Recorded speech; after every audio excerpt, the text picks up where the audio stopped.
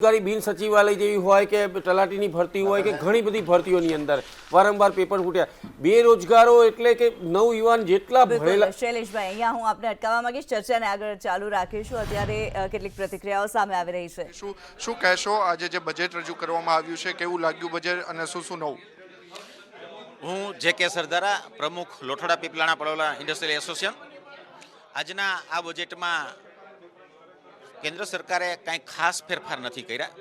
મને એવું લાગે છે કે આ સરકારને આ લોભામણી જાહેરાતો કરી અને ચૂંટણી જીતવી એવો કોઈ પણ જાહેરાત નથી કરી, પણ અમુક વસ્તુમાં કોર્પોરેટ ટેક્સમાં જે 25%ની જગ્યાએ 22% કર્યો છે, એવી જ રીતથી ખેડૂતો માટે પણ જાહેરાત કરી છે। પણ હવે ડિટેલિંગમાં બજેટ આવે ત્યારે ખબર પડે। નાના અને લઘુ ઉદ્યોગ માટે કેવી રીતથી એને પ્રોત્સાહન આપવું એની જાહેરાત નથી થઈ, પણ આપશું એવી વાત થઈ છે। અને ખાસ કરીને સોલાર માટે જે 1 કરોડ ઘર ઉપર સોલાર ફિટ કરી અને 300 યુનિટ સુધી માફ કરવા માટે ગરીબ અને મધ્યમ વર્ગને આ બેનિફિટ થશે અને એની સાથે સાથે સોલારને પ્રોત્સાહન મળશે અને આપણા દેશમાં જે વધુમાં વધુ રિન્યુએબલ એનર્જીનો ઉપયોગ થાય અને વાતાવરણ સુધરે એનો પ્રયત્ન કરવામાં આવ્યો છે। આપ શું કહેશો, સોની વેપારીઓ છો, વેપારીઓ માટે કઈ રીતનું આ બજેટ જોઈ રહ્યા છો? જી, Mayur Adesara, gems and jewellery association Rajkot secretary. આજ રોજનું જે બજેટ નિર્મલા સીતારામનજી રજૂ કર્યું છે તે વચગાળાનું બજેટ હોય, ખાસ કોઈ મોટા ફેરફારોની જાહેરાત થયેલ નથી અમારી ઇન્ડસ્ટ્રી માટે। અમારી જેમ્સ એન્ડ જ્વેલરી ઇન્ડસ્ટ્રીની માંગ હતી કે ગોલ્ડમાં જે ઇમ્પોર્ટ ડ્યુટી છે જે 10થી 15% આની પહેલાં વધારેલ હતી તે ફરીથી ઘટાડવાની અમારી માંગણી હતી, પણ તે અપેક્ષા અમારી ફળીભૂત થઈ શકી નથી। તેમજ અમારી અન્ય ઘણી બધી રજૂઆતો અને માંગણી હતી, પણ આ બજેટમાં એ અપેક્ષાઓ અમારી ફળીભૂત થઈ નથી। જેમ કે ગોલ્ડ જે ભારતનું ઇમ્પોર્ટ થાય છે તે માત્ર એક ગિફ્ટ સિટીમાં જે IIBX ઇન્ટરનેશનલ બુલિયન એક્સચેન્જ જે ખોલેલું છે તેમના થકી જ માંગણી ખરીદી કરી શકાય, ઇમ્પોર્ટ કરી શકાય આવી માંગણી હતી, પણ તે પણ અપેક્ષા ફળીભૂત થઈ નથી। આગામી જુલાઈના જે સંપૂર્ણ બજેટ આવે એમાં અમારી જેમ્સ એન્ડ જ્વેલરી ઇન્ડસ્ટ્રીની માંગણી સંતોષાશે એવી આશા સાથે। આપ શું કહેશો, નાના ઉદ્યોગો જે છે, MSME ઉદ્યોગો છે, તેમને લઈને શું કહેશો, કારણ કે કઈ પ્રકારની જાહેરાત? Myself Satyan Patel, vice president Saurashtra Kutch chemist druggist association. MSME માટેનું હજી જે રીતના કીધું છે એ પ્રમાણે હજી આખું વ્યવસ્થિત આવે પછી ખ્યાલ આવશે, પણ ખાસ કરીને હેલ્થ બાબતનું કહું તો હેલ્થમાં જે રીતના આગામી વર્ષમાં પણ નવી સમિતિ બનાવી અને જે રીતના મેડિકલ કોલેજ માટેની વાત છે, તો જે ભારતની અત્યારે તાતી જરૂરિયાત છે, નવી મેડિકલ કોલેજો ખુલે, અત્યારે જે ખુલી રહી છે અને હજુ પણ વધુ ખુલે એ આપણી તાતી જરૂરિયાત છે। વસ્તીના પ્રમાણમાં આપણે ડૉક્ટરોની વસ્તી ઘણી ઓછી છે, એટલા માટે રેશિયો મેન્ટેન કરવા માટે એ બહુ સારું અને સ્તુત્ય પગલું છે।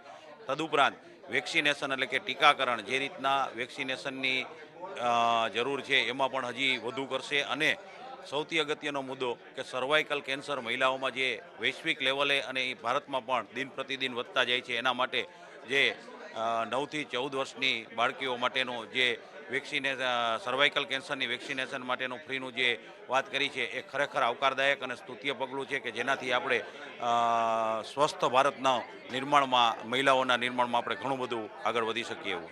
આપ શું કહેશો, મધ્યમ વર્ગ માટે આ બજેટમાં શું લાગ્યું તમને? હું રાજકોટ મશીનરી ડીલર્સ એસોસિએશનમાંથી આવું છું, મારું નામ અશ્વિન પટેલ છે। અમારી અપેક્ષા હતી કે ઇન્કમ ટેક્સના સ્લેબમાં વધારો થાય અને વધારે છૂટ મળે તો આમ જનતાને ફાયદો થાય, પણ એમાં આ ફેર નિરાશ કર્યા છે। પણ ઈચ્છીશ કે જુલાઈ મહિનાના જે ફાઇનલ બજેટ આવે એમાં બધાને ફાયદો થાય એવી અમારી ખાસ રિક્વેસ્ટ છે। આપ શું કહેશો, કેવું લાગ્યું બજેટ? કારણ કે જે પ્રકારે કોઈ નફો નહીં, નુકસાન નહીં, તે પ્રકારનું બજેટ જે છે તે અત્યારે જોવાઈ રહ્યું છે, આપ શું કેવું લાગ્યું? આજના બજેટમાં ખાસ કરીને આમ પબ્લિકની ઘણી આશા અને અપેક્ષા હતી અને એ અપેક્ષાની અંદર आप बस हो तो एक साथ करो ना। हाँ, अभी का जो अंतरिम बजट है, लेकिन इतना बढ़िया बजट जो एक दिशा देता है, अगले बार जब रेगुलर बजट पेश करेंगे उस बीच का जो फासला है उसको पूरा करके साथ साथ पूरा 2047 तक विकसित भारत का नींव कैसे रखना है, इतना सुंदर से रखा। मैं वित्त मंत्री निर्मला जी को और आदरणीय प्रधानमंत्री मोदी जी को बधाई देता हूँ। इतना शानदार अंतरिम बजट जो पेश किया है आज, और कोई सेक्टर छूटा नहीं है।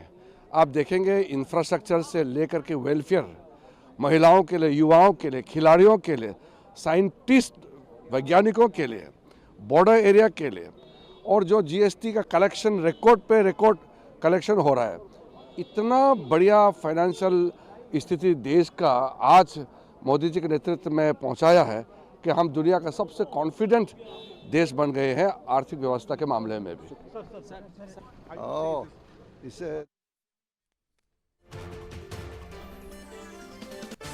ત્યારે આપણે ચર્ચાને આગળ વધારીએ. અત્યારે ભાજપ નેતા રાજુ શુક્લા પણ જોડાયેલા છે. રાજુભાઈ, સ્વાગત આપનું સંદેશ ન્યૂઝમાં. જે પ્રમાણે અત્યારે બજેટ રજૂ કરી દેવામાં આવ્યું છે નાણામંત્રી દ્વારા, પહેલા તો આપનું મંતવ્ય જાણવા માંગીશ. આ વચ્ચગાળાનું બજેટ એટલે લેખાનું દાન છે. 4 મહિના પછી પૂર્ણ બજેટ પ્રસ્તુત કરવામાં આવશે નરેન્દ્રભાઈની સરકાર દ્વારા જ. હવે જે પ્રકારે આજે ચિંતા કરવામાં આવી છે કે ભાઈ ગરીબોને, વંચિતોને આ સરકાર જે પ્રકારે પૂરું પાડવાને છે પોતાના રહેવા માટેના ઘર, તો એની પણ વાત કરવામાં આવી. રેલ કોરિડોર બનાવવાની પણ વાત કરવામાં આવી. 7 લાખ સુધીનો જે ટેક્સ છે ગઈ વખતનો માફીનો હતો એ સ્લેબ એઝ ઇટ ઇઝ રાખવામાં આવ્યો છે, પરંતુ પૂર્ણ બજેટ જ્યારે રજૂ થાય ત્યારે એમાં કોઈ ફેરફાર થઈ શકે છે, એ ભવિષ્યની વાત છે. પરંતુ આ લેખાનું દાન કહેવાય, એટલે આની અંદર એટલા મોટા ફેરફાર તમે ના કરી શકો, કારણ કે 4 મહિના પછી જ્યારે ચૂંટણી આવતી હોય ત્યારે આ ફક્ત વચગાળાનું બજેટ તરીકે જોવું જોઈએ. અને પરંતુ ગરીબો, વંચિતો અને બિછડાઓને ધ્યાનમાં રાખીને જ આ પ્રકારની વિવિધ યોજનાઓ, જે નારી શક્તિ માટેના પણ અલગ અલગ પ્રાવધાન કરવામાં આવ્યા છે, એ પ્રાવધાનના કારણે નારી શક્તિ તેમજ ગરીબ લોકો જે છે, કે જે લોકો બિલો પોવર્ટી હતા, એ લોકોનો પણ વિકાસ થશે, એવું આ બજેટ છે. બિલકુલ. શૈલેષભાઈ, કેટલા સહમત? સહમત તો હોઈ જ ના શકીએ, કારણ કે વાતો કરી હતી મોટી મોટી સાહેબોએ, અને જે વચનો આલ્યા હતા એની અંદર એ ઊંડાણપૂર્વક ઉતર્યા નથી. સાહેબ બોલ્યા કે 4 મહિના પહેલાં મોદી સાહેબ જે બજેટ રજૂઆત એમની સરકાર કરશે, પણ પેલી કબીરનો એક શ્લોક છે, કલ કિસને દેખા, બરાબર? એટલે કહેવાનો મતલબ તમે જ વાતો કરી હતી કે 2017માં, જ્યારે 2019માં જ્યારે ચૂંટણી આવી ત્યારે તમે જ બોલ્યા હતા, બરાબર? મેં અગાઉ પણ કીધું હતું કે ભાઈ ખેડૂતની, જગતતાતની આપણે 2024માં ડબલ આવક 1લી તારીખે થઈ જશે. આજે 1 મહિનો થઈ ગયો. આજે કપાસના ભાવ તમે શું માનો છો રાજુભાઈ? 2200-2400 રૂપિયાવાળા સીધા 1300-1400 રૂપિયા થઈ ગયા. શું વરે છે એને કપાસમાં ખેડૂતોને? એટલે ખેડૂત માટે નથી કહેતો. ગેસના બાટલાની વાત કરીએ. ગેસના બાટલાની અંદર 1100, 1150, 1035 અલગ અલગ ભાવ છે. રાજકોટમાં, અમદાવાદમાં, સુરતમાં, બરાબર? તો રાજસ્થાનની અંદર તમે 450-500 રૂપિયા સરકાર આવી ગઈ એટલે આપવા માંડ્યા. તો ગુજરાતે શું દગો કર્યો છે કે પાકિસ્તાનથી ગુજરાતમાં રહેવા લોકો આવ્યા છે. એટલે હું જ કહું છું, બેરોજગારની વાતો કરી, નવયુવાનોને 2 કરોડની રોજગારીની વાત કરતા હતા. કેટલી આપી? 27,38,000 કંઈક 600 એવું આંકડો આવ્યો છે. કેટલા ટકા આપી તમે? 2 કરોડના બદલે કેટલા ટકા આલી તમે? 25-22% પણ નોકરી નથી આપી શક્યા.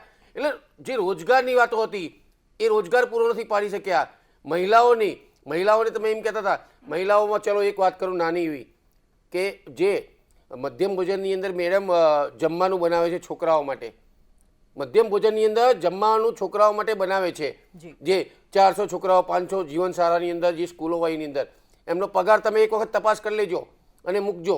1200-1500 રૂપિયા, 1400 રૂપિયા, 800 રૂપિયા હતો, બરાબર? વધારીને એટલો થયો છે. કેટલા વર્ષમાં? 10 વર્ષમાં.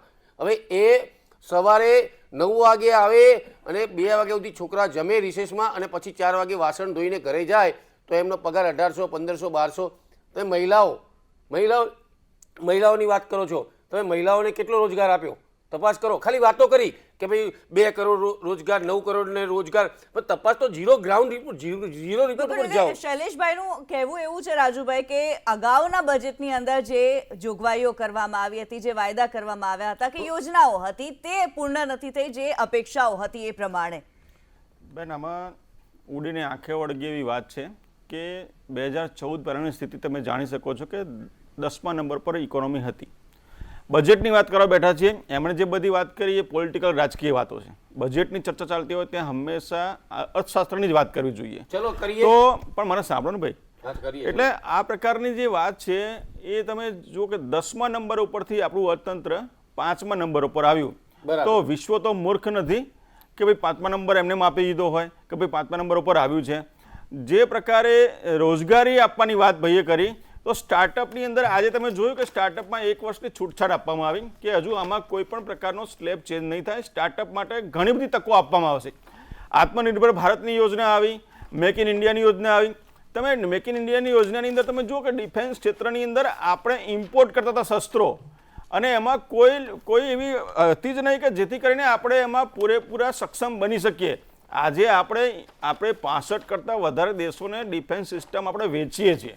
તો આપણું આ એક મોટો આયામ છે.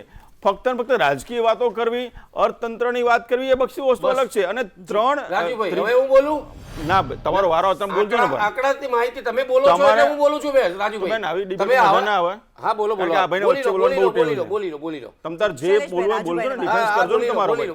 બોલી લો. એટલે આ રીતની જે વાત કરવાની એમની ઢબ છે એ યોગ્ય નથી. પરંતુ હું તમને એટલું કહી દઉં કે જ્યારે બી નરેન્દ્રભાઈની સરકારે નાના માણસોની વાત કરી છે, રોજગારની વાત કરી છે, હેલ્થની વાત કરી છે. આજે આયુષ્યમાન કાર્ડ યોજના છે, તો એની અંદર નાના માણસોને દરેકને 20 કરોડથી ઉપરના લાભાર્થીઓ છે પૂરા સમગ્ર ભારત દેશની અંદર, કે જેમને 5 લાખથી 10 લાખ સુધીની ટ્રીટમેન્ટ મફત મળે છે ને પ્રાઇવેટ સરકારી બધી હોસ્પિટલોમાં. તો આ પ્રકારની યોજનાથી નાના માણસને ફાયદો થયો જ છે. આજે 24 કરોડ લોકો ગરીબી રેખાથી ઉપર આવ્યા છે. તો આ આંકડા મારા ઘરના નથી કે ભારતીય જનતા પાર્ટીના નથી, પરંતુ આ આંકડા નીતિ વિષયક આયોગના છે અને ગવર્મેન્ટ ઓથેન્ટિક આંકડા છે. યારે તો કોઈ રાજકીય માણસ આક્ષેપ કરતો હોય કે ભાઈ આ તો ખોટી વસ્તુ છે. 24 કરોડથી લોકો વધારે ગરીબી રેખાથી નીચે ઉપર આવ્યા, એમની ઇન્કમ વધી છે, તો જ એ લોકો ગરીબી રેખાથી નીચે ઉપર આવ્યા હોય. આજે કોરોના કાળની અંદર ભલભલા દેશો હતા જે લોકો વિશ્વના પ્રથમ દેશ કહેવાય, અમેરિકા હોય, ઇટાલી હોય, ફ્રાન્સ હોય, આ બધાની અર્થવ્યવસ્થા ડગોમગું થઈ ગઈ હતી. ત્યારે આપણે કોરોના કાળ જેવા કાળમાંથી પણ આપણે બહાર આવ્યા અને અર્થતંત્ર તરીકે મજબૂત આવ્યા. આજે તમે મેક ઇન ઇન્ડિયાના કારણે જે પ્રકારે ગ્રોથ થઈ રહ્યો છે ઇન્ડિયાનો, તમે જુઓ કે આ લોકોના સમયની અંદર 13% સુધી ફુગાવો પહોંચી ગયો હતો. આપણે આરબીઆઈની ગાઈડલાઇનથી બહાર ક્યારેય ફુગાવો નથી ગયો. તો અર્થતંત્રની વાત કરવાની હોય તો આર્થિક જ વાત કરવી જોઈએ. બાકી રાજકીય પોલિટિકલ આક્ષેપો તો ઘણા બધા થવાના, એ એમના પક્ષનું કામ કરે છે, હું મારા પક્ષનું કામ કરું છું. સામાન્ય માણસ પક્ષની વાતો તો ચાલતી રહેશે. અત્યારે પંકજભાઈ પાસે જવા માંગીશ. પંકજજી, આપની પાસેથી બિલકુલ શૈલેષભાઈ હું આપની પાસે આવું, પરંતુ પંકજભાઈને પહેલા પૂછી લઈએ. જે પ્રમાણે અત્યારે બજેટનું આપ દ્વારા એનાલિસિસ કરવામાં આવ્યું છે, પંકજજી, આ એનાલિસિસ ઉપરથી કયા ક્ષેત્રમાં કોને વધારે ફાયદો થઈ શકે છે તે જાણવા માંગે છે. ઇન્ફ્રાસ્ટ્રક્ચર કંપનીઓ છે, ઇન્ફ્રાસ્ટ્રક્ચર છે, ટુરિઝમ છે, રેલવે છે, પોર્ટ છે, એનર્જી સેક્ટર છે, અને વ્હીકલના કનેક્ટેડ લોકો છે, એમને આ સેક્ટરને બહુ ફાયદો થવાનો છે. બિલકુલ. અને આગામી સમયની અંદર જે પ્રમાણે દેશને જ્યારે આર્થિક ગતિની વાત કરવામાં આવે, કેવી ગતિ રહેશે તે વિશે પણ જાણવા માંગીશું. ગતિ મને લાગે છે કેમ કે ઇન્ફ્રાસ્ટ્રક્ચરમાં જે ઇન્વેસ્ટમેન્ટ થઈ રહ્યું છે એના કારણે ગતિ વધવાની જ છે પહેલાં કરતાં. એમાં કોઈ પણ સંકોચ નથી લાગતો. અને બિલકુલ. અને જે પ્રમાણે પંકજજી અહીંયા એક વાત એ પણ આવી છે કે વિશ્વની અંદર જ્યારે આપણે 5મા નંબરે પહોંચતા હોઈએ ત્યારે જે વૈશ્વિક રોકાણ આવી રહ્યું છે દેશની અંદર, તેને લઈને આપનું શું મંતવ્ય છે?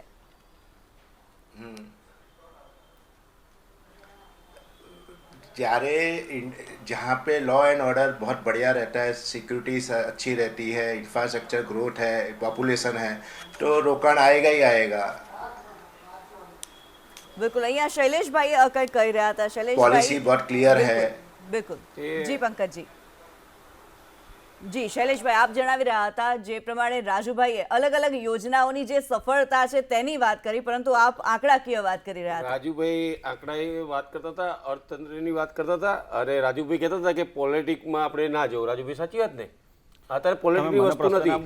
અરે રાજુભાઈ, આ મેડમ પહેલા બોલ્યા ને એ પહેલા ભાઈ ભત્રીજાથી ચાલુ કર્યું અને પરિવારથી ચાલુ કર્યું. બજેટ આપવા આવ્યા હતા આજે અને ચાલુ ચાથી કર્યું હતું એ જોઈ લેજો જરા. એમની સ્પીચમાં 5મી મિનિટ નથી થઈ અને એમને એવું કીધું પરિવાર ખતમ કર્યો અને ભાઈ ભત્રીજાથી ચાલુ કરવામાં આવ્યું હતું. બરાબર? એટલે મેડમે જ ચાલુ કર્યું છે રાજકારણ. બરાબર? એ બજેટ આપવા આવ્યા હતા. બજેટ કોને આપવાનું હતું? બેરોજગારોને રોજ લાઈને રોજ ખાતા હતા એમના માટે સારું કરવાનું હતું. આંકડાની વાત કરતા હોય તો હું આંકડા તમને આપું. તમે જે નીતિના આંકડાની વાત કરો છો ને મેડમ, તમે નહીં માનો 43,124 તમારા માથે દેવું હતું 9 વર્ષ પહેલાં. મારા માથે દેવું હતું, ઓલા ભાઈ છે ને શૂટિંગ કરે છે ને કેમેરાનું, એમના માથે હતું ને ઓલા પંકજભાઈ માથે હતું. અત્યારે દેવું કેટલું છે? 1 કરોડ એટલે નહીં 1,09,330 રૂપિયા દેવું છે. એટલે કેટલા ટકા, કેટલા 2.5 ગણું દેવું વધી ગયું એક માનવીના કારાના માથા માનવી ઉપર. બરાબર વાતો કરે છે કે ભાઈ આ તે, પણ આટલું દેવું 9 વર્ષની અંદર વધ્યું. 9 વર્ષની અંદર જીડીપી શું હતો 9 વર્ષ પહેલા અને અત્યારે શું છે? એક કોંગ્રેસના રાજમાં શું હતું ને અત્યારે શું છે એ તપાસ કરજો જરા. ખાલી આંકડાની વાત કરતા તો આંકડા તમને પણ આપ્યા. કેમ આટલું દેવું વધ્યું માનવી ઉપર? દેવાની વાત થઈ રહી છે રાજુભાઈ. જો શૈલેષભાઈ જે પ્રકારના આંકડા આપી રહ્યા છે ને, હા સત્ય છે, બતાવું તમને. નીતિના જ છે આ તમે આંકડા. તમારી મર્યાદામાં રહીને વાત કરો ને ભાઈ. તમે કઈ મર્યાદામાં જ બોલું છું, સત્ય. તમે બોલો છો નીતિના આંકડા છે તો- મને બોલી લેવા દો ને. પણ તમારામાં જેટલું હા, બોલો, knowledge બોલો, હોય બોલો. તો તમારે કેમેરા આગળ બોલજો ભાઈ. હા બોલો.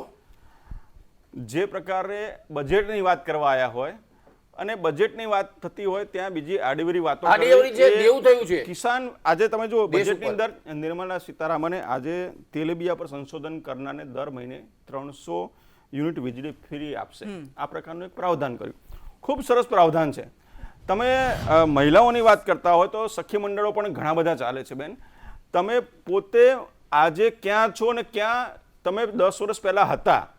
ઇન્ફ્રાસ્ટ્રક્ચરની વાતની અંદર આજે 3 કરોડ ઘર બનાવવાની વાત જે આવી 2015માં યોજના લોન્ચ થઈ, પ્રધાનમંત્રી આવાસ યોજના. તો એ વખતે પહેલાંના સમયમાં ઇન્દિરા આવાસ યોજના હતી.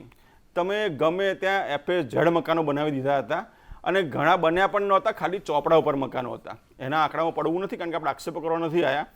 પરંતુ આજની તારીખની અંદર 80 લાખથી વધારે ફક્ત ને ફક્ત પ્રધાનમંત્રી આવાસ યોજનાઓનો બેનિફિટ શહેરી ગરીબો જે ઝૂંપડપટ્ટીવાળા રહેતા હતા એ લોકોને મળી રહ્યો છે. ગ્રામીણની વાત નથી થતી.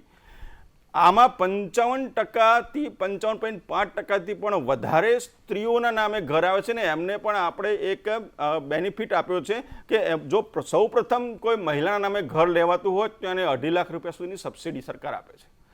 તો આ પ્રકારની યોજનાઓ ઘણી બધી યોજનાઓ સરકારે કરી છે. કોરોના કાળની અંદર 200 કરોડ લોકોને એટલે કે 3 ટાઈમ વેક્સિન આપી, એ પણ તદ્દન નિઃશુલ્ક અને ફ્રી આપી. તો આ જ કોંગ્રેસ હતી કે જે કહેતી હતી કે ભાઈ આ તો ભાજપની વેક્સિન છે. એટલે વેક્સિન એ દેશની હોય, વૈજ્ઞાનિકો તૈયાર કરેલી હતી. અને આજે આપણે એ કોરોના વેક્સિન 65 થી 70 દેશોની અંદર આપણે પહોંચાડી અને લોકોના જીવ બચાવે એટલે વિશ્વનું રક્ષણ કરવાનું કામ ભારતે કર્યું હતું. તો આ પ્રકારની યોજનાઓ નરેન્દ્રભાઈ લઈને આવ્યા હતા અને નરેન્દ્રભાઈના મજબૂત નેતૃત્વની અંદર 10 વર્ષ પહેલા તમે જુઓ કે જે વિદેશી ફંડ હતું એ વિદેશી ફંડનો આજે મારી જોડે આંકડો છે $596 બિલિયન વિદેશી ફંડ ભારતમાં આવ્યું છે ને રોકાણ થયું છે. તો આ બતાવે છે કે આના કારણે જે રોકાણ થયું હોય એના કારણે થઈને રોજગારીનો પેદા થઈ છે, લોકોને નોકરી મળી છે, સ્ટાર્ટઅપ યોજનાથી નોકરી મળી છે, મેક ઇન ઇન્ડિયાથી મળી છે. નાનામાં નાના વેપારી હોય, શાકભાજી લારીવાળો હોય, મુદ્રા યોજના આવી. તો મુદ્રા યોજનાની અંદર 2 કરોડથી વધારે લાભાર્થીઓ છે. અને એ બેંકનો ઓફિશિયલ આંકડો છે કે ભાઈ નાનો માણસ હોય શાકભાજી લાવવાના પૈસાના 50,000 રૂપિયા સુધીનું એને યોગદાન એને લોન આપવામાં આવે અને એ 50,000 ભરે એટલે ફરી પાછી એની લોનની ક્રાઇટેરિયા હોય એમાં ઇન્ક્રીઝ થાય. તો આ પ્રકારની યોજનાઓથી આજે તમે જુઓ કે 2 કરોડ લાભાર્થીઓ પોતાનું જે જીવન નિર્વાહ છે એ સરળતાથી કરી શકે છે અને નાનું ડેવલપમેન્ટ કરી શકે છે. બિલકુલ, તમે ડેવલપમેન્ટની વાત કરી રહ્યા છો, જે પ્રમાણે અલગ અલગ યોજનાઓ વિશે જણાવી રહ્યા છો. શૈલેષભાઈ, આપ શું કહી રહ્યા છો? મહિલાઓને ફાયદો થયો છે, જે પ્રમાણે મુદ્રા યોજનાની વાત કરવામાં આવી છે, નાણામંત્રી દ્વારા પણ મહિલાઓનો ઉલ્લેખ કરવામાં આવ્યો છે કે મુદ્રા યોજનાને કારણે મહિલાઓને ફાયદો થયો છે. આજની મહિલાઓ શક્તિ જેને કહેવાય રૂપ, જે શક્તિ રૂપ કહેવાય મહિલાઓ, એ મહિલાઓ આજે પણ મજૂરી કરે છે, ખેતરમાં જાય છે, ખેતરમાં 5-6 કલાક ઘઉંના ચારા વારે છે. એ રાજુભાઈને ના ખબર હોય તો હું તમને કહું, તમે જે વાતો કરો છો કે અમે 12મા મહિનામાં 2024ના એન્ડમાં રાતે દિવસે લાઇટ આપશું, તો આ 12 મહિના સરકાર હજુ તમારી જ છે. તો કેમ તમે દિવસે લાઇટ નથી આપી શકતા? કારણ કે ઉદ્યોગપતિઓને છાવરવાના હોય છે, ઉદ્યોગપતિઓના દેવા માફ કરવાના હોય છે, ત્યારે તમારી પાસે સરકાર પાસે પૈસા હોય છે. પણ જ્યારે જગતતાતને વીમો પાક લેવાનો હોય કે વીમાની કોઈ પણ સ્કીમ લેવાની હોય કે જ્યારે એમને દેવું માફ કરવાની વાત હોય ત્યારે એમની પાસે પૈસા સરકાર પાસે નથી હોતા. બીજી વાત કે છે અમે 4 કરોડ લોકોને, અમે ખેડૂતને 4 કરોડ લોકોને અને 12 કરોડ લોકોને અમે લોન આપી, બરાબર, 12 કરોડ લોકોને લોન આપી. હવે લોન આપી તમે મેન સત્ય શું છે કે મને આજે ક્રેડિટ કાર્ડ ઉપર 2 લાખ રૂપિયા લોન આપી તમે સરકારે. સાંભળવા જેવી વાત છે કે 2 લાખ રૂપિયા મેં ખુદ લીધી છે, 2 લાખ રૂપિયા લોન, તો 12.5% રૂપિયા વ્યાજ છે એનું ક્રેડિટ કાર્ડ ઉપર. એટલે મારે તો લાખે 12,500 રૂપિયા ભરવાના. એટલે મારે ખેતી કરવા માટે મેં 2 લાખ રૂપિયા લીધા મેડમ, એટલે મારે 25,000 રૂપિયા વર્ષે વ્યાજ ભરવાનું. એ વ્યાજ કોને જાય? સરકારને. તો તમે જો ખેડૂતને 2 લાખ રૂપિયા મારે 25,000 રૂપિયા વ્યાજ લઈ શકતા હોય તો આ ઉદ્યોગપતિઓને જે લોન આપો છો, 1 રૂપિયાના ટોકન ઉપર જમીનો આપો છો, નેનો જેવી કંપનીઓ બંધ થઈ જાય છે અને મોટી મોટી ઉદ્યોગોની વાતો કરો છો, મોટા તમારા આલિયા માલ્યા બધા ઘણા જતા રહ્યા, કાળું નાણાંની વાતો કરતા હતા, એ ક્યાં ગયું બધું? અને જ્યારે જગતતાલ તમને રોજ લાવીને રોજ ખવડાવે છે અને રોજ મહેનત કરે છે 4 મહિના. ખેડૂતની વાત થઈ રહી છે રાજુભાઈ.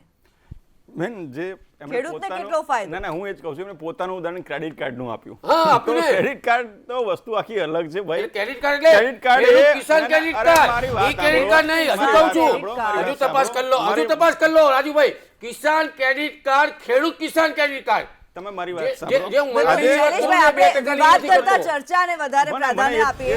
શૈલેષભાઈ આમ તકલીફ હું મોલમાં ખરીદી કરવા જવાનો ઈ ક્રેડિટ કાર્ડ નથી. તમારો પક્ષ જ્યારે મૂકવાનો હોય ને તેના પછી તમે તાર ગાજી વાજીને મૂકજો ને ઢોલ તમે નગર હાથે. ક્રેડિટ કાર્ડમાં હશે ને એટલે કહું પણ છું. હસવું તો પડે ને ભાઈ, તમારી વાહિયાત વાત છે. ક્રેડિટ કાર્ડ કહું છું, હજુ કહું છું, હજુ મારો મુદ્દો બિલકુલ બોલું છું. શૈલેષભાઈ, ના, શાંત બોલવા દો. રહીને રાજુભાઈ કિસાન ક્રેડિટ કાર્ડની હા, વાત થઈ. કિસાન ક્રેડિટ કાર્ડ. એમને બોલવા દો. હજુ બીજું કોઈ બાકી બોલવું ના, છે તમારે? કિસાન ક્રેડિટ કાર્ડ. અરે કિસાન ક્રેડિટ કાર્ડ ની વાત કરીશું ને તમારા ક્રેડિટ કાર્ડ ની વાત કરીશું. હા, બોલો. બોલો ને, તમારે જે બાકી છે કે બોલવાનું? બસ કિસાન ક્રેડિટ કાર્ડ. અચ્છા, હવે જે કિસાનોની ભાઈ બહુ ચિંતા કરી, તો રાજીવ ગાંધીજી જ્યારે વડાપ્રધાન હતા ને તો બહુ સજ્જન વ્યક્તિ હતા, તેમણે કબૂલ્યું હતું નિખાલસતાથી કે ભાઈ હું 1 રૂપિયો નીચે સુધી મોકલું છું તો માત્ર 15 પૈસા જે તે વ્યક્તિ જે લાભાર્થી હોય એને મળે છે.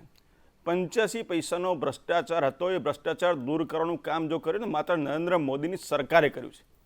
આજે ડાયરેક્ટ કિસાનના ખાતાની અંદર 6,000 રૂપિયાનો જે હપ્તો છે 13મો હપ્તો પણ પહોંચી ગયો. 16,000 કરોડ કરતાં પણ વધારે પૈસા સમગ્ર ભારત દેશના ખેડૂતના ખાતામાં ડાયરેક્ટ ગયા છે. આ એક સિદ્ધિ છે બેન, કે જે ખેડૂતો ધક્કા ખાતા હતા, જે ખેડૂતોને કોઈ પ્રકારની ક્યાંય સગવડ નથી મળતી, પીવાના પાણીની સગવડ નથી, સિંચાઈના પાણીની સગવડ, આજે નર્મદા નહેરનું નેટવર્ક જુઓ તમે બેન. નર્મદા નહેર કચ્છના ખૂણાના ગામડા સુધી 26,000 કિલોમીટર જેટલો એનો પાઇપલાઇન નાખી અને સમગ્ર ગુજરાતની અંદર આ પ્રકારની વ્યવસ્થા ઊભી કરવામાં આવી. તો કેવી રીતે થઈ ભાઈ? અચાનક થઈ ગઈ. આ બધી વાતો કરવાની થઈ ગઈ. 10 વર્ષની અંદરનું ડેવલપમેન્ટ તમે જુઓ કે રોજગારીનું સર્જન થયું. તો એમણે ફક્ત આ લોકો બહુ શાણા છે, ફક્ત દેવાની વાત કરશે. ખર્ચ થઈ ગયો, પેટ્રોલના ભાવ વધી ગયા, બરાબર. એટલે ભાઈ મેં 4 રૂપિયા તમે દૂધે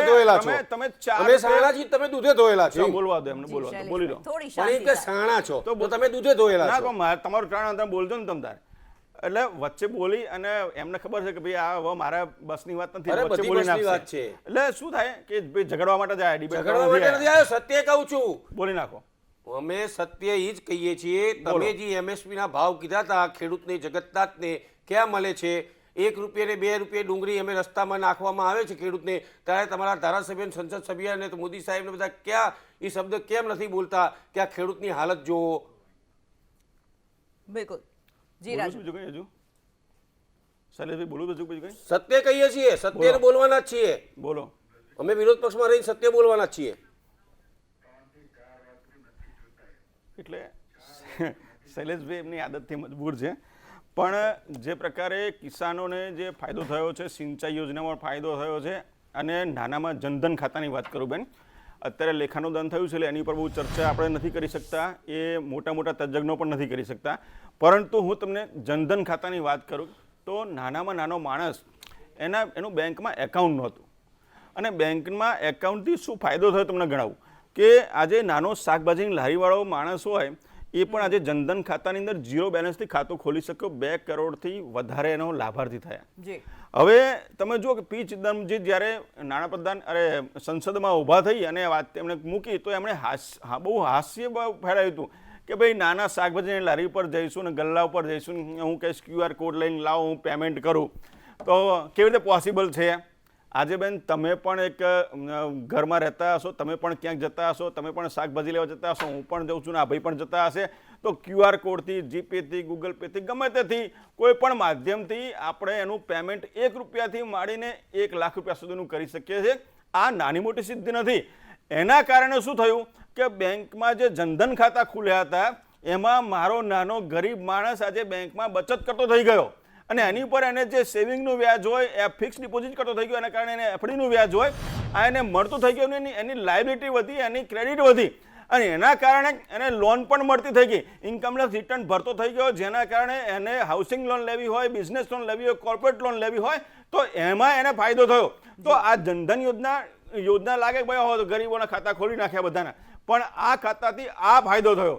એટલે આ પ્રકારના નાના તમે આયામ જોવા જાઓ. તમે જે પ્રમાણે જનધન ખાતાની વાત કરી રહ્યા છો, જે ગરીબોની વાત કરી રહ્યા છો કે ભાઈ ગરીબોની બચત થતી થઈ છે, શૈલેષભાઈ તમને લાગે છે કે ગરીબો સુધી આ બજેટની અંદર ગરીબોનો ખ્યાલ રાખવામાં આવ્યો છે? જરાય ખ્યાલ રાખવામાં નથી આવ્યો. સત્ય એ બધા જાણે છે, સત્ય એ બધા નિહાળી રહ્યા છે, સત્ય એ બધા જોઈ રહ્યા છે. કારણ કે જે મધ્યમ વર્ગનો માણસ રોજ 400-500 રૂપિયાની મજૂરી કરવા જે ટોલ નાકા ઉપર જાય છે ને મેડમ, હું ખોટું નહીં બોલું, મારા વિધાનસભા ઘાટલોડિયા વિધાનસભાની અંદર બોપલથી હું નીકળ્યો ને સવારે 500 માણસ 7 વાગે ઊભા હતા, અને હું 9 વાગે પાછો વળ્યો ને ત્યાંથી મેડમ 9 વાગે પાછો વળ્યો તો 100 માણસ ટિફિન લઈને એમની ઊભા હતા. કોઈ એમને રોજગારી મજૂરી માટે નહોતા લઈ ગયા. મેં પૂછ્યું તો કે અમને આજે કોઈ રોજગારી મજૂરી માટે નથી લઈ ગયા. એવા કેટલા ટોલ નાકા હશે, એવા રોડ ઉપર કેટલા બેરોજગારો હશે, એની વાત કરો. પહેલાં વાતો કરે છે. હું કહું છું ખેડૂતને તમે શું માનો છો? ખેડૂતને તમે 10,000 રૂપિયાનો ખર્ચો કરે છે ને વીઘાનો મેડમ, તમે નહીં માનો 12,000 રૂપિયા આવે એટલે 4 મહિનાની મહેનતમાં 2,000 રૂપિયા વરે. છોકરાઓને ભણાવે, શિક્ષા કેટલી મોંઘી થઈ ગઈ છે તમે તપાસ કરજો, ભાડા કેટલા મોંઘા થઈ ગયા છે. છોકરાઓને જ્યારે સ્કૂલ મૂકવા જાય ને મા બાપ નથી મૂકવા જતા.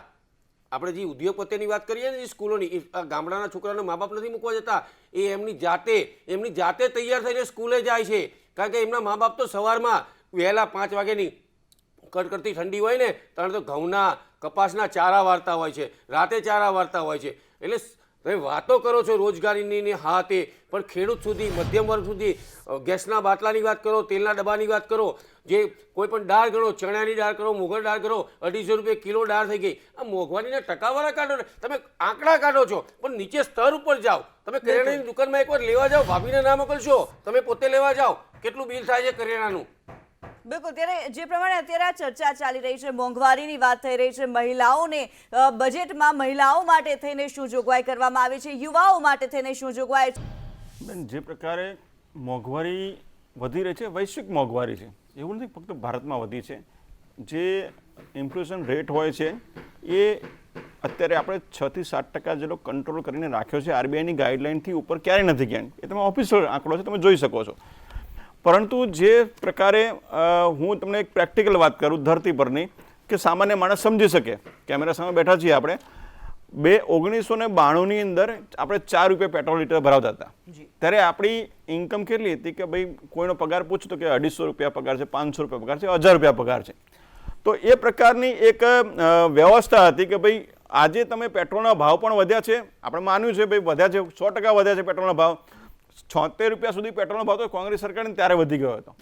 પરંતુ જ્યારે પેટ્રોલનો ભાવ વધારો થયો પણ એની સામે લોકોની ઇન્કમ પણ વધી છે, અને ઇન્કમ વધી છે એનું કારણ છે કે લોકોમાં ડેવલપમેન્ટ થયું છે. અને છેલ્લા 10 વર્ષની અંદર જે પ્રકારે લોકોમાં પોતાનું કંઈક કરી બતાવવાની જે ભાવના જાગી છે, એના કારણે આજે 10 વર્ષની અંદર આપણી અર્થવ્યવસ્થા GDPની દ્રષ્ટિએ જુઓ કે આર્થિક આયોજનની દ્રષ્ટિએ જુઓ તો વિશ્વના 5મા નંબર ઉપર છે. તો જેથી કરી અને તમે જુઓ કે નાનો માણસ હોય એ આજે પોતાના ઘરે પોતાનું વ્હીકલ, અને ગાડી તો બેન નોર્મલ થઈ ગઈ છે, બધાના ઘરે ગાડીઓ આવી ગઈ છે, તો વગર ઇન્કમે ગાડીઓ લાવી દીધી. પેટ્રોલ ભરાવાની શક્તિ હશે તો લાયા હશે ને. એટલે આ બહુ પ્રેક્ટિકલ વાત મેં તમને કહેવા માંગુ છું.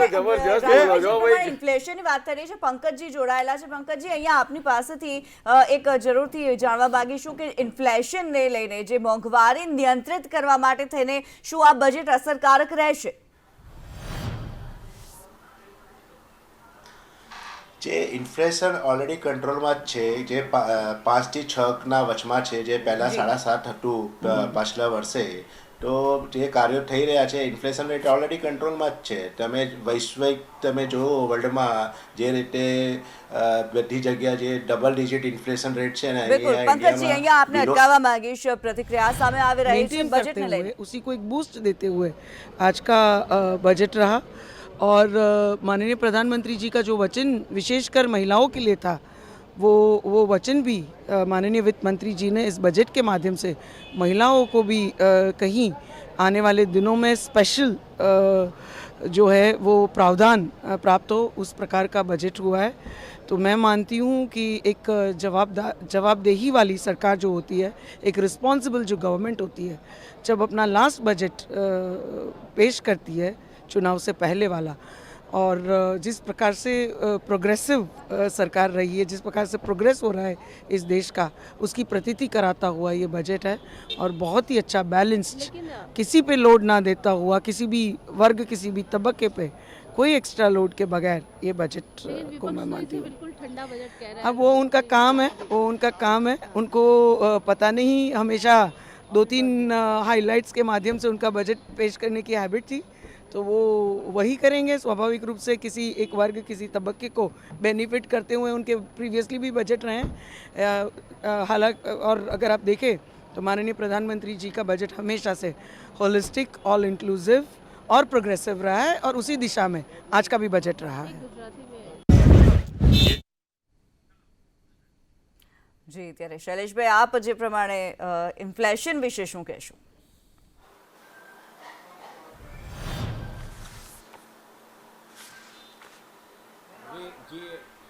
જે પણ સરકાર આવે, જે પણ જુલાઈની અંદર જે બજેટ રજૂઆત કરવાની, આ તો વચગાળાનું બજેટ હતું. વચગાળાના બજેટની અંદર જે પણ આશા, જે એક ફુગ્ગો આપણે ગુબારો કહીએ ને, એ હવામાં મૂક્યો હતો, પણ ઉપર ગયો ને એટલે ખબર ના પડી કે ક્યાં કાણું પડી ગયું, કે ક્યાં ફસી ગયા, બરાબર. એટલે એ પાછો નીચે આવી ગયો. આજના બજેટની અંદર તમે જોઈ શકો છો, એક પણ એવો પોઈન્ટ બતાવો કે એક પણ એવી વસ્તુ બતાવો કે ખેડૂતને ફાયદો થયો હોય. સાંભળજો, એક એમ કહેવા માગે છે કે ખુરશીના 4 પાયા અને ખાટલાના 4 પાયા, એવી આપણો એ 4 યુવાનો, ગરીબો અને ખેડૂતો અને બેરોજગાર માટેના હોય છે. આ 4માંથી કઈ તમે, આ 4માંથી કઈ જગ્યાએ તમે એમને આશા અને અમર રહી, બરાબર, કયો તમે એક પોઈન્ટ મૂકો કે કઈ જગ્યાએ એમને રાહત આપી? તમે આ 4માંથી એક ફક્ત બતાવો, બરાબર. કે વીજળીમાં આલી હોય, કા પેલા બેરોજગારીમાં આલી હોય, કા ગૃહિણીઓને આલી હોય, એક પણ નથી આપી રાહત. બિલકુલ, રાહતની આપ વાત કરી રહ્યા છો. હરીફરીને મુદ્દા તો એ જ આવે છે કે જે સામાન્ય માણસ છે, સામાન્ય માણસ માટે થઈને જે પ્રમાણે વચગાળાનું બજેટ છે, જુલાઈમાં જે પ્રમાણે પૂર્ણ કદનું બજેટ આવશે આવનારી સરકારનું, તેના ઉપર સૌ કોઈની નજર છે. ઉદ્યોગપતિઓ માટે થઈને શું ફાયદાકારક રહ્યું છે આ બજેટની અંદર? પંકજજી, ઉદ્યોગપતિઓ માટે શું ફાયદો? ઉદ્યોગ માટે સ્પેસિફિકલી કોઈ પણ એનાઉન્સમેન્ટ આવ્યો નથી, પણ જે રીતે ઇન્ફ્રાસ્ટ્રક્ચર માટે જે ઇન્વેસ્ટમેન્ટ એનાઉન્સમેન્ટ થયા છે, ખાસ કરીને પોર્ટ, રેલવે કોરિડોર, એ બધું ઇનડાયરેક્ટલી ડાયરેક્ટલી બધા ઇન્ફ્રાસ્ટ્રક્ચર ઇન્ડસ્ટ્રી માટે ફાયદાકારક જ છે. અને આપણે સમજવું જોઈએ કે આ ઇન્ટરિમ બજેટ છે, તો વધારે આમાં એનાઉન્સમેન્ટ થતું નથી. જી, ઇન્ટરિમ બજેટ છે, આની ઉપર વધારે આ બજેટની અંદર વધારે અનાઉન્સમેન્ટ નથી કરવામાં આવતા, વધારે મોટી જાહેરાતોની અપેક્ષા ન રાખી શકાય. પરંતુ છતાં પણ લોકો છે, લોકો બજેટ પાસેથી, બજેટ હોય છે, લોકો અપેક્ષા રાખવાના જ છે. ત્યારે ઉદ્યોગપતિઓને પણ આશાઓ હતી, પરંતુ ઉદ્યોગપતિઓ હવે આવનારા બજેટ ઉપર નજર રાખશે. રાજુભાઈ, ઉદ્યોગપતિઓ માટે કોઈ ખાસ જાહેરાત નહીં? બેન, અત્યારે આ વચગાળાનું બજેટ છે એટલે તમે એવી કોઈ જાહેરાતો ના જ થઈ શકે. આ ફક્ત ને ફક્ત એક પરમિશન સંસદની કે ભાઈ 4 મહિના માટે અમે આ પ્રકારનું આયોજન કરી રહ્યા છીએ. જ્યારે ફૂલ ફ્લેશ સરકાર બેસશે ત્યારે પૂર્ણ બજેટ આવશે ને એ વખતે જ આપણને ખ્યાલ આવે કે ભાઈ શું થાય. બાકી ભૂતકાળની અંદર ઉદ્યોગપતિ હોય કે નાનો ખેડૂત માણસ હોય કે નાના મધ્યમ વર્ગના માણસ હોય, દરેક માટે સરકારે કંઈનું કંઈ આપ્યું છે અને પૂર્ણ બજેટ જ્યારે રજૂ કરશે ત્યારે ફરી આપશે. જી, અને જ્યારે સામાન્ય માણસની વાત થતી હોય, શૈલેષભાઈ, એક સામાન્ય માણસ તરીકે જો વિચારવામાં આવે, એક સિટીઝન તરીકે વિચારવામાં આવે, આપની શું અપેક્ષાઓ રહેશે? આ જે બજેટ હતું તેની પાસેથી શું અપેક્ષાઓ હતી અને આવનારા બજેટ પાસેથી શું અપેક્ષાઓ રહેશે? બસ આવનારા બજેટમાં એટલી જ અપેક્ષા રહેશે કે મને કે મારા વિસ્તારમાં, મારા ગામડાઓમાં જે બેરોજગારો ફરે છે, ભણેલા ગણેલા ફરે છે, ધારો કે 100 છોકરાઓ ફરે છે, એમાંથી 50ને નોકરી આપે ને તો બહુ સારામાં સારું, 40ને નોકરી આપે ને તો બહુ સારામાં સારું. પણ મને મારા ગામમાં 100માંથી 98 જણા જે રખડતા પકડતા શિક્ષકોની નોકરીની તપાસ કરતા હોય, બિન સચિવાલયની નોકરીની તપાસ કરતા હોય, કે તલાટી ક્રમની ભરતીની તપાસ કરતા હોય, કે પોલીસની ભરતીની તપાસ કરતા હોય, એ 100 છોકરાઓ એ જાય અને એમાંથી 2 છોકરા પણ નોકરી ના લાગે ને પાછા આવે છે. એવી રીતે હર ગામમાં તમે જોઈ શકો છો. હું ગ્રામ્ય વિસ્તારની વાત કરું છું, શહેરી વિસ્તારની વાત કરું છું, કે જે છોકરાઓ જે બેરોજગારો છે, જે ખેડૂતો આશા રાખી રહ્યા છે કે અમારું 12,000-13,000 રૂપિયા લાઇટ બિલ આવે છે 2 મહિનાનું, એની અંદર અમારે 6,000 રૂપિયા લાઇટ બિલ બોર્ડનું આવે, એ આશા રાખી રહ્યા છે. જે ખેડૂતની MSPના ભાવ કે જાણો કે 1,500 રૂપિયા 1,600 રૂપિયા હોય કપાસના, એ હોવા જોઈએ, એટલે 1200 રૂપિયા વચેટીએ ખાઈ ના જવા જોઈએ, એવી આશા રાખવામાં આવે છે. જે લોકો ત્યારે અપેક્ષાઓ ઘણી બધી છે, જે પ્રમાણે આજના બજેટ પ્રમાણે વચગાળાનું બજેટ હતું તેની પાસેથી પણ અપેક્ષાઓ ઘણી હતી. અમુક આશાઓ પૂર્ણ થઈ છે, અમુક આશાઓ પૂર્ણ નથી થઈ, કેટલીક જાહેરાતો થઈ છે, કેટલીકની અપેક્ષા જે હતી તે નથી થઈ. પરંતુ આ બજેટ જે પ્રમાણે રજૂ કરવામાં આવ્યું છે વિકાસલક્ષી ગણાવવામાં આવી રહ્યું છે. રાજુભાઈ આપ અમારી સાથે જોડાયા, પંકજજી આપ અમારી સાથે જોડાયા, શૈલેષભાઈ આપ અમારી સાથે જોડાયા, આપનો ખૂબ ખૂબ ધન્યવાદ.